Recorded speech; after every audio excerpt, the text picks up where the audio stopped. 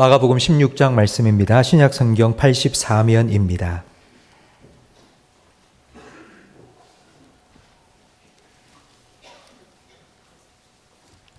마가복음 16장 1절부터 11절까지 저와 성도님들 한 절씩 번갈아가며 읽겠습니다.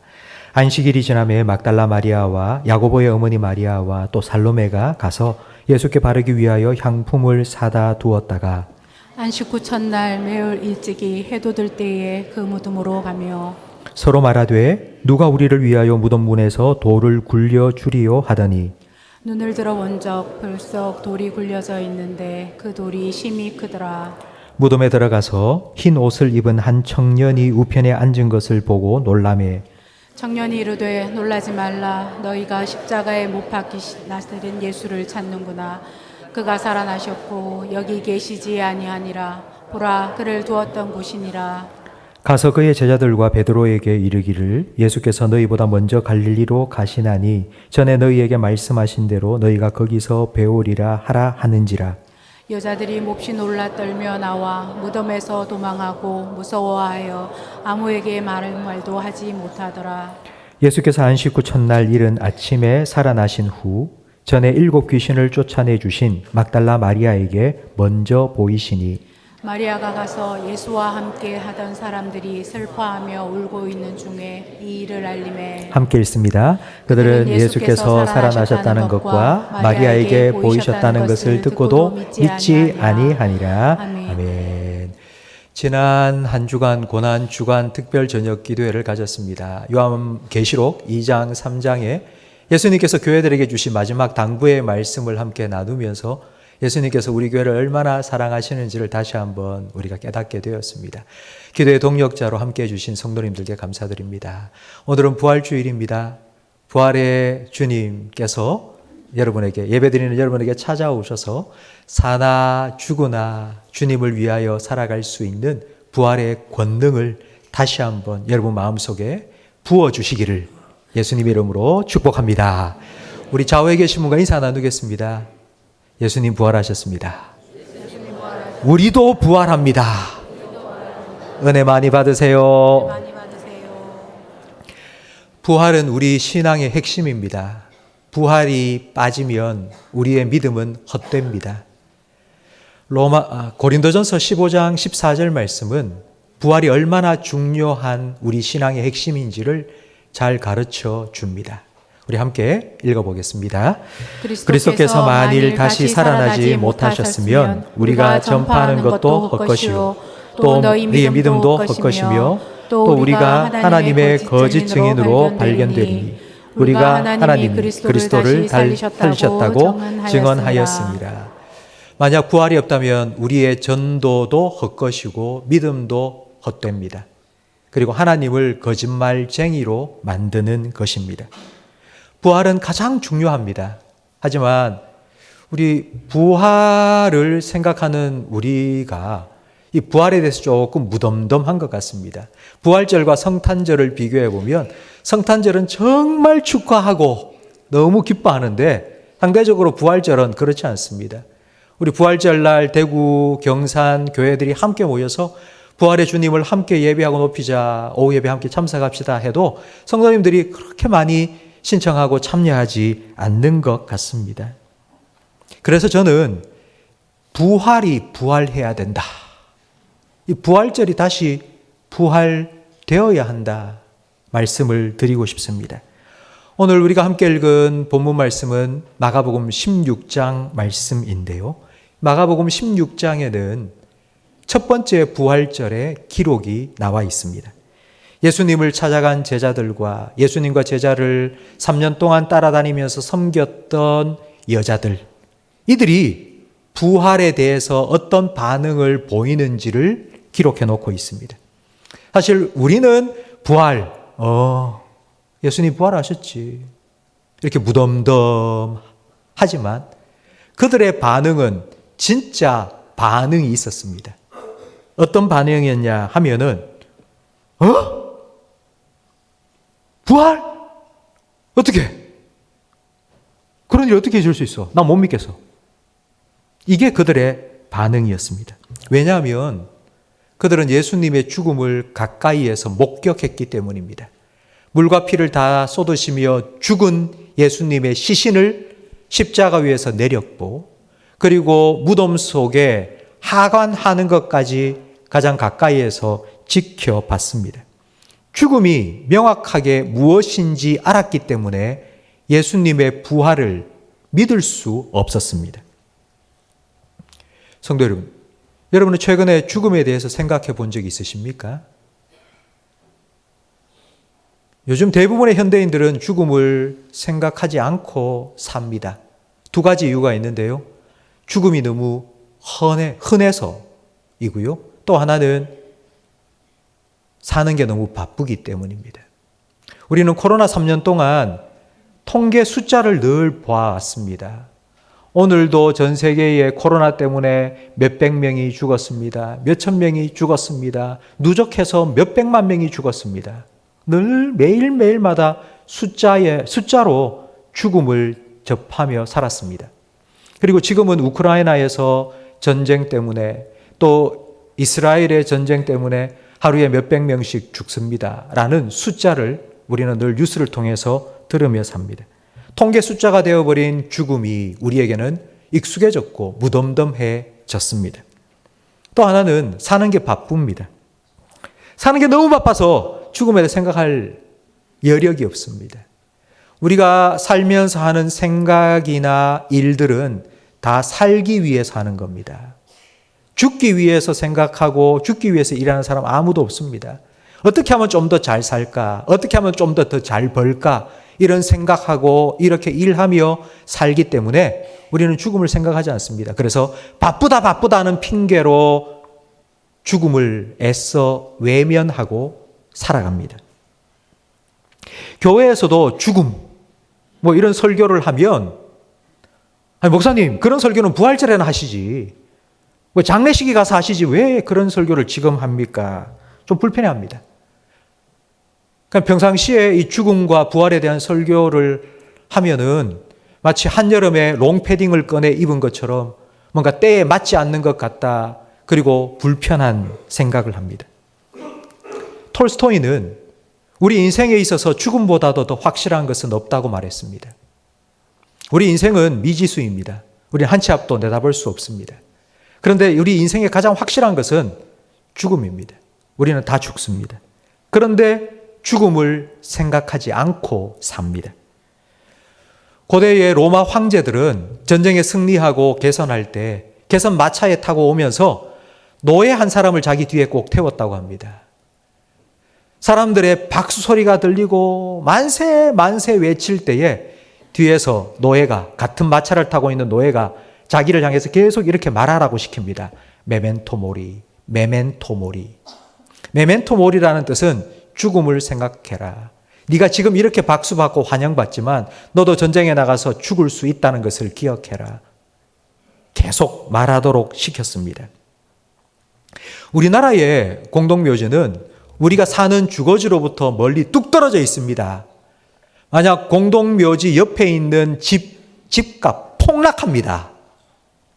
그런데 여러분 유럽이나 미국을 가보셨습니까? 그 나라들은 묘지가 집 바로 옆에 있습니다.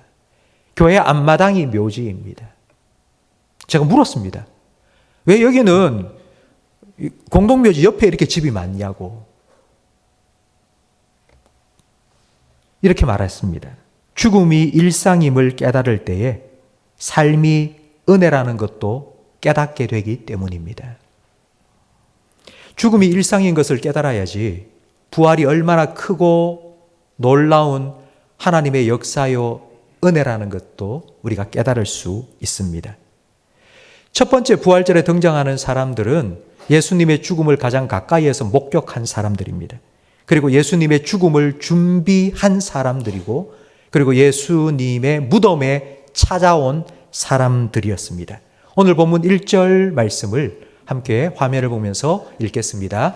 안식일이 지남에 막달라 마리아와 야고보의 어머니 마리아와 또 살로메가 가서 예수께 바르기 위하여 향품을 사두었다가 안식 후 첫날 매우 일찍이 해돋을 때에 그 무덤으로 가며 예수님의 죽음을 목격하고 예수님의 죽음을 준비하기 위해 무덤으로 찾아온 이들이 제일 먼저 예수님이 사셨다는 부활의 소식을 들었습니다. 우리 6절 말씀을 함께 읽겠습니다. 청년이 이르되 놀라지 말라. 너희가 십자가에 못 박히신 나사렛 예수를 찾는구나. 그가 살아나셨고 여기 계시지 아니하니라. 보라, 그를 두었던 곳이니라. 마태복음에는 이 청년을 천사라고 분명하게 밝히고 있습니다. 천사가 이 여인들에게 예수님 다시 사셨다. 너는 제자들에게 가서 예수님께서 전에 말씀하신 것처럼 갈릴리로 먼저 가셔서 너희를 기다리고 계시니까 거기 가서 예수님 만나라. 이 소식을 전하라고 명령했습니다. 과연 이 여인들은 이 명령에 어떤 반응을 보였을까요? 우리 8절을 함께 읽겠습니다. 여자들이 몹시 놀라 떨며 나와 무덤에서 도망하고 무서워하여 아무에게도 아무 말도 하지 못하더라. 여자들이 몹시 놀라서 떨면서 무덤에서 나와서 도망쳤습니다. 그럼 여자들이 왜 그랬겠을까요? 자기가 지켜보는 앞에서 예수님께서 물과 피를 다 쏟으셨습니다. 그리고 죽었습니다. 그리고 무덤에 장사한 지 3일째가 되었습니다. 그런데 예수님이 다시 사셨다고 말합니다. 이건 있을 수도 없고 믿을 수가 없는 일입니다. 가서 전하라 명령했지만 아무에게도 아무 말도 하지 못했습니다. 이 말을 전하면 어떤 얘기를 들을지 뻔합니다.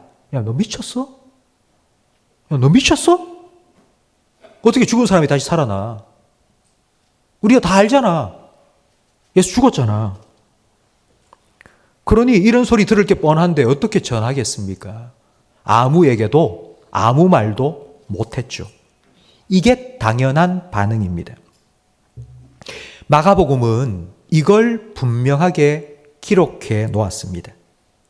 성도 여러분, 오늘 우리 부활주일인데요. 예수님께서 부활하셨습니다 라고 하면 우리 성도님들은 자동적으로 아멘, 할렐루야, 예수 부활하셨다 라고 얘기를 하는데요. 이게 당연한 걸까요? 아니면 진짜? 어떻게 그런 일이 있을 수 있지? 못 믿겠는데? 이런 반응이 당연한 걸까요? 우리가 부활을 당연한 것으로 여긴다면 과연 우리는 3년 동안 예수님 옆에서 섬겼던 이 여자들보다도 믿음이 더 좋은 걸까요? 이들보다도 우리 믿음이 더 좋기 때문에 아멘, 예수 부활하셨습니다 라고 지금 이렇게 반응하시는 건가요? 12절 이하에 제자들의 반응도 이 여자들과 다를 바 없습니다. 제자들도 부활을 믿지 못했습니다. 여러분, 여자들과 제자들은 빈 무덤을 봤습니다. 빈 무덤 속에 들어가 봤습니다. 그리고 천사를 만났고요. 천사의 말도 들었습니다. 그리고 부활하신 예수님을 만났다는 증인들의 증언도 들었습니다. 자기 눈으로 보고 자기 귀로 들었습니다. 그런데도 이들은 믿지 못합니다. 왜 성경에 예수님과 3년 동안 함께 지냈던 여자들도 제자들도 자기 눈으로 직접 보고 듣고 했는데도 믿지 못하더라, 믿지 못하더라, 믿지 못하더라. 왜 이걸 계속해서 기록해 놓고 있는 걸까요? 만약 믿음이라는 게 모든 증거를 다 수집하고 그 증거를 시간표별로 착착착 맞추어서 정황적으로 다 종합해 보니 객관적인 사실이다. 그래서 믿음이 생기는 게 아니라는 것을 보여주기 위해서 기록한 것입니다. 만약 믿음이 증거를 수집하고 정황을 다 종합해서 객관적으로 사실이라는 것을 이해해서 생기는 거라면 아마 이 세상에 우리들보다 잘난 사람, 똑똑한 사람, 공부를 많이 한 사람, 사리 분별이 명확한 사람들은 다 예수를 믿어야 되겠죠. 그런데 사실 현실은 그렇지 않습니다. 그 반대입니다. 고린도전서 1장 27절 말씀을 함께 읽어보겠습니다. 하나님께서 세상의 미련한 것들을 택하사 지혜 있는 자들을 부끄럽게 하려 하시고 세상의 약한 것들을 택하사 강한 것들을 부끄럽게 하려 하시며 하나님께서 세상의 천한 것들과 멸시받는 것들과 없는 것들을 택하사 있는 것들을 폐하려 하시나니 이는 아무 육체도 하나님 앞에서 자랑하지 못하게 하려 하심이라. 아멘. 마가복음은 예수님이 부활하셨다는 사실을 믿을 수 있는 이 부활신앙은 절대로 우리가 이성적으로 생각하고 지식적으로 이해해서 생기는 게 아니라는 것을 확인시켜 주고 있습니다. 그렇다면 이 믿음은 어떻게 생기는 걸까요? 오늘 부활주일날 우리는 예수님이 부활했다는 사실을 믿고 그 예수님을 높이며 예배하기 위해서 이 자리에 모였는데요. 여러분은 어떻게 해서 예수님 부활하셨다는 사실을 믿게 되셨습니까?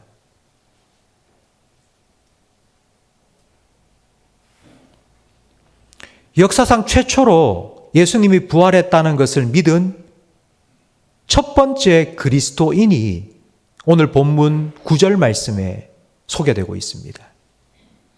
우리 9절 말씀을 함께 읽어보겠습니다. 예수께서 안식 후 첫날 이른 아침에 살아나신 후 전에 일곱 귀신을 쫓아내어 주신 막달라 마리아에게 먼저 보이시니 마리아가 가서 예수와 함께 하던 사람들이 슬퍼하며 울고 있는 중에 이 일을 알림해 그들은 예수께서 살아나셨다는 것과 마리아에게 보이셨다는 것을 듣고도 믿지 아니하니라. 아멘. 막달라 마리아가 어떻게 이 부활하신 예수님, 그 예수님의 부활을 믿게 되었습니까? 어떻게 최초의 그리스도인이 되었습니까?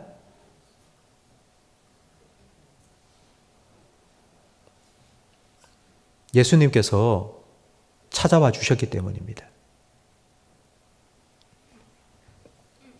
예수님께서 찾아와 주셨으니까 막달라 마리아가 부활하신 예수님을 만났습니다. 부활하신 예수님을 만나는 그 순간 있을 수 없어, 믿을 수 없어, 말도 안 되는 소리 하지 마 라고 했던 그 부활이 믿겨진 겁니다. 부활하신 예수님을 만난 이 순간, 여러분 이 순간을 도대체 뭐라고 표현을 해야 될까? 부활하신 예수님을 만나는 이 순간의 그 경험이나 그 마음을 뭐라고 표현해야 될까? 찾고 찾다가 찾아낸 단어가 있습니다. 그게 경이입니다. 경이라는 말은 경자는 놀랄 경자입니다. 경기한다 할 때 경자고요. 이자는 다를 이자입니다. 그러니까 내가 알고 있던 것과 다른 게 있다는 것을 알고 와 놀라는 것. 이게 경이입니다. 내가 지금까지 살아왔던 내 세상과 다른 세상이 있다는 걸 와 알고 놀라는 겁니다. 이런 경이감을 느낄 때, 경이롭다 이런 느낌이 들 때에 우리는 겸손해집니다. 아, 내가 모르는 게 있었구나. 아, 세상에 어떻게 저런 일이 있을 수 있지? 아, 실제로 있다 저게. 겸손한 마음과 함께 아, 내가 모르는 걸 더 알고 싶은 그런 갈망이 생깁니다. 어릴 때는 우리가 이런 경이로움을 많이 느꼈죠. 뭐만 봐도 이것만 봐도 우와 이거 뭐예요? 질문을 막 합니다. 그러면 아빠 엄마가 이건 뭐야 설명해 주면요. 그러면서 생각이 커지고 보는 세계가 넓어졌습니다. 제가 이 경의가 어떤 의미인지를 여러분에게 설명해 드리기 위해서 사진을 한 장 준비했습니다. 사진을 한번 볼까요? 이 사진의 이름은 Earthrise입니다. 앞에 있는 저 흰 게 뭘까요? 달입니다. 그리고 뒤에 보이는 희고 푸른 동그란 건 지구입니다. 1968년 12월 21일 미국 항공우주국에서 최초로 대기권 밖으로 우주 발사체를 쏘아올려서 달을 한 바퀴 돌고 오도록 했습니다. 그 로켓 이름이 아폴로 8호입니다. 아폴로 8호가 안전하게 달 대기권에 진입을 해서 달 뒷면을 쭉 돌 때, 그때가 12월 24일이었습니다. 아폴로 8호에 탄 우주인 3명이 지구에 크리스마스 메시지를 보냈는데 그 세 사람이 창세기 1장을 한 절씩 돌아가며 읽었고요. 그리고 이 사진을 지구에 전송했습니다.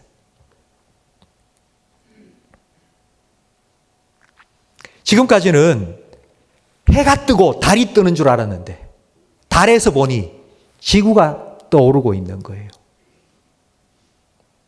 사람들이 이 사진을 보면서 경이를 느꼈습니다. 1968년은 격동기였습니다. 베트남 전쟁이 가장 심했던 해였고요. 그리고 1968년 우리가 잘 아는 프랑스 68혁명이 일어나서 유럽은 그야말로 난장판이 되었습니다. 미국에서는 마틴 루터 킹 목사님이 암살당했고 그 후에 로버트 케네디 의원도 암살당했습니다. 그리고 그해 크리스마스 이브 때 이 사진을 온 지구인들이 다 본 거예요. 여러분, 인류 역사상 최초로 지구 밖에서 온전한 지구의 모습을 최초로 본 겁니다. 이걸 본 지구인들의 생각이 바뀐 거예요. 야, 우주 속에서 지구는 정말 조그맣고 파란 구슬 같다.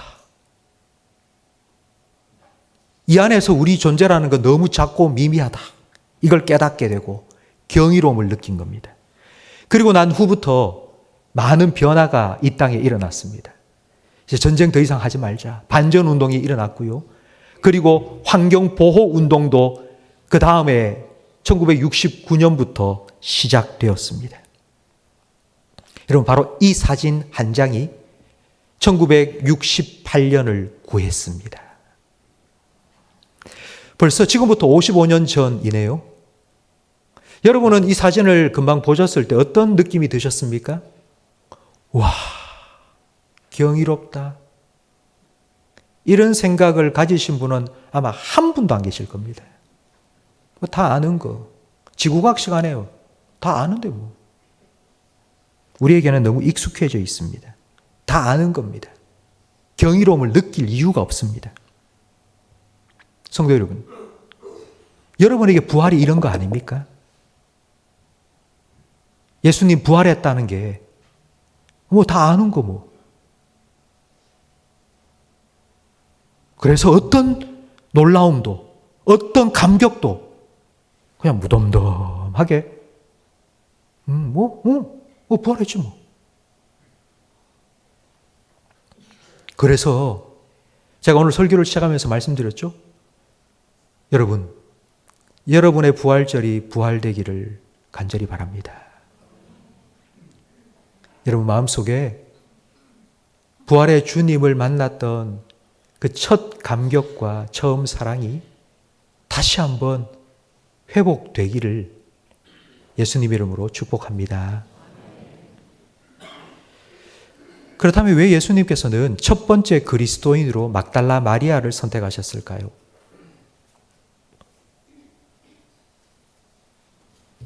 막달라 마리아를 소개해주는 9절 말씀에 보니 전에 7 귀신에 사로잡혔던 여자라고 나와 있습니다. 그러니까 7 귀신에 사로잡혔으니 얼마나 고통받았겠습니까? 근데 그런 여인을 예수님께 고쳐주셨으니까 예수님 은혜를 너무너무 감사하고, 그래서 이 사람에게 내가 탁 나타나서 야, 너 가서 예수 부활했다는 소식을 전해라 이러면 그 누구보다도 기뻐하며 감격스럽게 이 사명을 잘 감당할 것 같아서 그랬을까요? 만약 이런 이유라면 저는 막달라 마리아보다는 나사로가 더 적임자라고 생각이 됩니다. 나사로는 죽은 지 나흘 만에 다시 예수님 살려주셨잖아요. 그럼 나사로가 더 잘하겠죠, 그건. 아니면 저자들처럼 이미 이름이 나 있는 유명한 그런 예수 잘 믿는다고 소문난 그런 사람들에게 예수님께서 착 찾아가셔서 첫 번째 그리스도인이 되고 이 소식을 전해라 맡겼다면 훨씬 더 영향력이 크지 않았겠습니까? 그런데 왜 막달라 마리아입니까? 남자도 아니고 여자. 그 당시 여자는 숫자에 들어가지도 않았습니다. 여자는 법정에 서서 증언할 수도 없었습니다. 그런데 왜 첫 번째 증인으로 이 막달라 마리아 여자를 예수님께서 선택하셨을까요? 그 이유는 그때 예수님을 따르던 많은 사람들 중에서 미련하고 천하고 멸시받고 가진 것 없고 배운 것 없는 사람, 바로 그 사람이 막달라 마리아였기 때문입니다.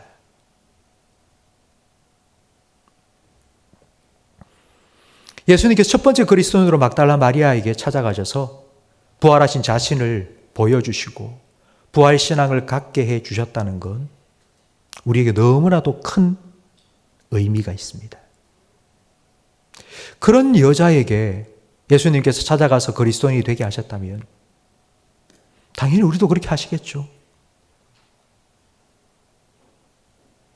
저와 여러분은 막달라 마리아에게 찾아오셔서 내가 부활했다 알려주셨던 그 예수님을 우리도 만났기 때문에, 우리에게도 찾아와 주셨기 때문에 우리는 예수님을 나의 주, 나의 구원자로 믿을 수 있게 된 것입니다. 여러분, 이게 얼마나 놀라운 일입니까? 나에게 이 부활신앙을 주시기 위해서 예수님께서 이 믿음을 주셨다는 것, 이런 믿음을 가지고 살아가게 하셨다는 것이 얼마나 놀라운 일입니까? 저는 여러분 마음속에 이 부활절이 되면 이 부활절 때만이라도 나를 찾아와 주시고 내게 부활신앙을 주신 예수님에 대한 감사와 감격이 다시 한번 경이롭게 생겨나기를 주님의 이름으로 축복합니다. 오늘 이 자리에 계신 분들 중에 나는 성경에 나오는 다른 거는 웬만한 건 믿겠는데 예수님이 무리를 걸었다, 오병이어 기적을 행했다, 그건 내가 그래도 믿어줄게. 그런데 죽었다가 살았다? 나 도저히 못 믿겠다. 성경에 있는 다른 건 다 믿어도 나 이건 도저히 못 믿겠다. 그런 마음을, 그런 생각을 가지고 이 자리에 계신 분이 혹시라도 계십니까? 그렇다면 여러분, 막달라 마리아처럼 예수님을 한번 찾아보십시오. 예수님을 따라 예수님의 십자가 앞에 서보세요. 예수님 왜 거기에 달리셨어요? 한번 물어보세요. 그리고 예수님 무덤 앞에도 한번 가보세요. 예수님 왜 거기에 계세요? 왜 여기에 들어가셔야 되죠? 한번 물어보세요. 그러면 예수님께서, 부활하신 예수님께서 여러분에게 찾아오실 겁니다. 왜인지 여러분에게 말씀해 주실 겁니다. 그리고 막달라 마리아를 첫 번째 그리스도인으로 만드신 것처럼 여러분에게도 그 부활의 믿음을 허락해 주시고 예수님을 믿는 그리스도인으로 만들어 주실 것입니다. 자기를 찾아온 예수님, 부활하신 예수님을 만난 막달라 마리아에게는 엄청난 변화가 생겼습니다. 그 이전까지는요, 마리아가 예수님을 찾아다녔습니다. 막 귀신 들려 있는데요. 아니, 귀신 이거 어떻게 해결할 수 있을까? 그러니까 예수님 만나면 뭐 된다더라 이 소문을 듣고는 예수님 만나야지, 예수님 만나야지. 그리고 예수님을 막 찾아다녔고 예수님 만났어요. 그리고 또 예수님이 무덤에 들어가시고 난 후에는 예수님 향품을 발라드려야겠다. 예수님 시신에. 그래서 예수님을 찾아 또 온 거예요. 예수님을 막 찾아다녔어요. 그런데 그렇게 예수님을 찾고 있던 이 막달라 마리아에게 부활하신 예수님이 찾아오셨어요. 그 예수님을 만난 이후에 막달라 마리아는 달라졌어요. 예수님을 찾아다닌 게 아니라 예수님을 전하러 다녔습니다. 오늘 본문에 막달라 마리아에게 예수님이 찾아오신 이 사건을 요한복음 20장 16절에는 좀 첨언을 하고 있습니다. 뭔가를 또 부언 설명을 해주고 있는데 우리 함께 읽어보겠습니다. 예수께서 마리아야 하시거늘 마리아가 돌이켜 히브리 말로 랍오니 하니 이는 선생님이라는 말이라. 예수께서 이르시되 나를 붙들지 말라. 내가 아직 아버지께로 올라가지 아니하였노라. 너는 내 형제들에게 가서 이르되 내가 내 아버지 곧 너희 아버지 내 하나님 곧 너희 하나님께로 올라간다 하라 하시니 막달라 마리아가 가서 제자들에게 내가 주를 보았다 하고 또 주께서 자기에게 이렇게 말씀하셨다 이르니라. 아멘. 마리아가 예수님을 막 붙잡으려고 했어요. 그래서 예수님께서 나를 붙잡지 마라 말씀하셨어요. 여러분, 도마에게는 내 옆구리에 손 넣어봐라. 내 손에 못자국에 너 손 넣고 믿음 좀 가져라 라고 말씀하셨잖아요. 뭐 남녀 평등인데 도마에게 만지라 했으면 마리아도 좀 만지도록 해주면 되지. 왜 나를 붙들지 말라 하셨을까요? 왜 나를 붙잡지 말라고 예수님 말씀하셨을까요? 예수님을 막 붙잡으려고 했던 마리아는 이런 마음이었을 거예요. 예수님, 제가 이때까지 예수님 얼마나 찾아다녔는지 아십니까? 예수님 시체 잊어버린 줄 알고 내가 여기저기 사방팔방 다 쫓아다녔는데요. 예수님, 내가 다시는 예수님을 못 떠나보냅니다. 다시는 못 보내. 다시는 못 보내. 예수님 꼭 붙잡고 있을래요? 그러자 예수님께서 마리아에게 말합니다. 나 붙잡지 마. 이제 네가 나한테 그렇게 매달릴 필요가 없어. 네가 나를 찾아다니면서 나를 잃어버릴까 봐 꼭 붙잡고 그렇게 살 필요가 없어. 이제는 내가 너와 함께 할게. 내가 너를 꼭 붙잡아 줄게. 내가 그래서 부활한 거야. 내가 부활한 이유는 내가 너와 세상 끝날까지 영원히 함께 하기 위해서야. 그러니 네가 나를 붙잡을 필요 없어. 이제는 내가 너와 함께 할게. 바로 이 예수님과 함께 살아가는 것이 우리 신앙생활이고요. 이게 바로 부활을 날마다 살아가는 부활 신앙 가진 그리스도인의 삶입니다. 막달라 마리아는 예수님을 막 찾아다니다가 이제는 예수님을 전하러 다녔습니다. 그럼 과연 막달라 마리아는 어떤 예수님을 전했을까요? 뭘 전했을까요? 예수님을 전했다. 복음을 전했다. 그럼 과연 마리아는 뭘 전한 걸까요?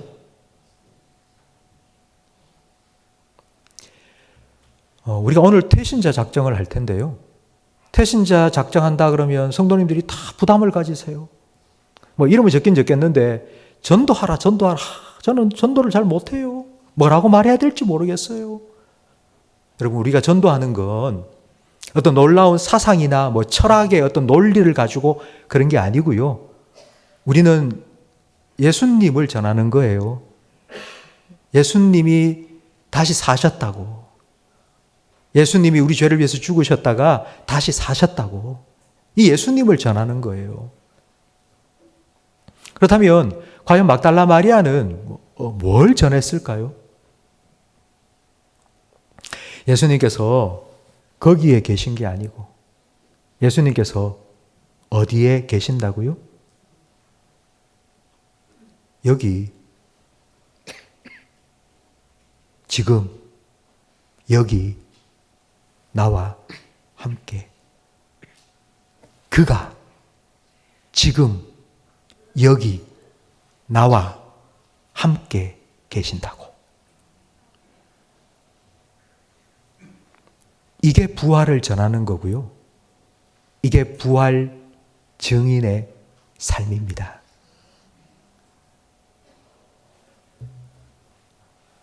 성도 여러분, 여러분은 예수님의 부활하심을 믿으십니까?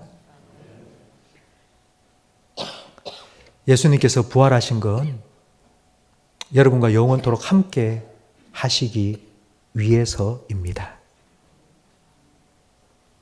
여러분, 이 마리아의 이 증언이 여러분의 고백이 되기를 예수님의 이름으로 축복합니다. 예수님 지금 여기 나와 함께 계신다. 날마다 이 부활을 살아가시기를 예수님의 이름으로 축복합니다.